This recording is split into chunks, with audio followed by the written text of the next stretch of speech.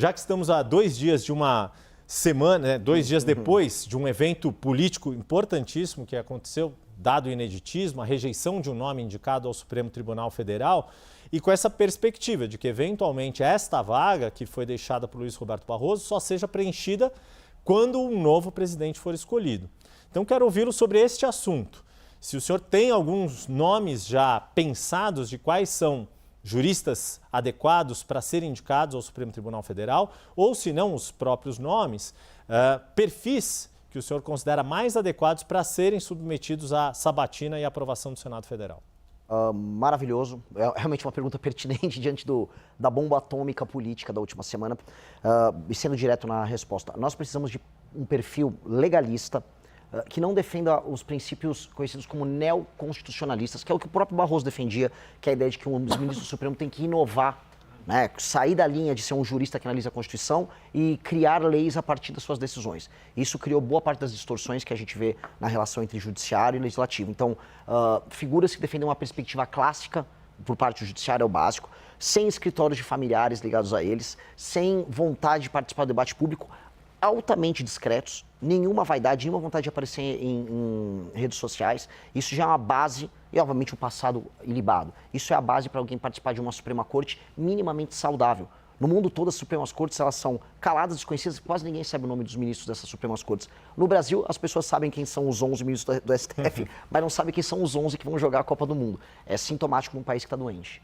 Pois é, talvez hoje em dia até o Carlo Ancelotti saiba quem são os 11 Eu tenho certeza. do Supremo e ainda está definindo ali o seu... Mas, Olari, antes só de passar a palavra para você, deixa eu só perguntar mais uma coisa aqui para o pré-candidato, para o Renan, porque diante do que aconteceu, também a gente percebeu um protagonismo não só do judiciário, que você já apontou como uma crítica, que o senhor já apontou como crítica, mas do próprio Senado.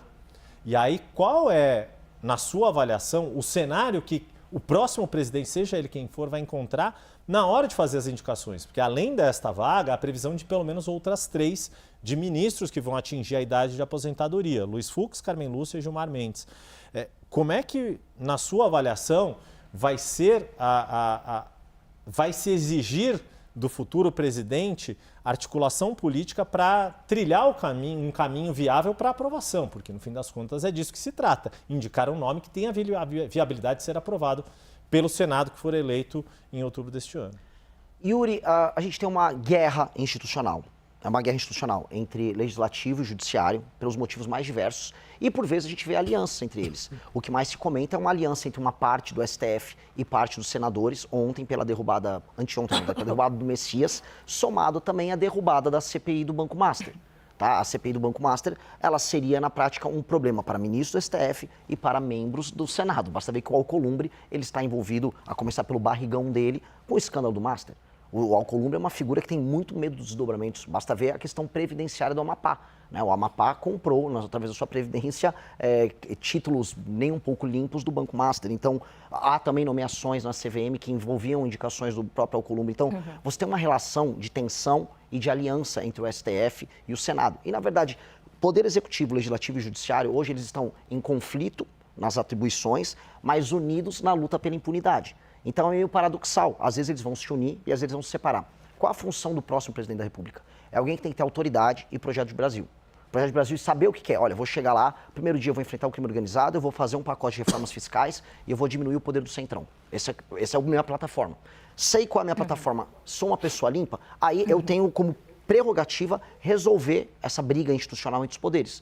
E colocar na caixinha, o judiciário onde precisa ser colocado na caixinha, usando o Congresso e colocar o Congresso na caixinha quando necessário. Um exemplo claro, o Flávio Dino, que é uma figura política que está do outro lado, né, eu não concordo com ele nas premissas dele, ele está fazendo um trabalho que é importante em fiscalizar as emendas parlamentares de boa parte dos corruptos, dos bandidos que controlam o Centrão. Pois bem, não teria problema algum em me aliar com o Flávio Dino no enfrentamento político aos crimes que são cometidos usando parte do orçamento brasileiro. Mesma coisa me aliar com o Senado quando for para colocar o STF na caixinha.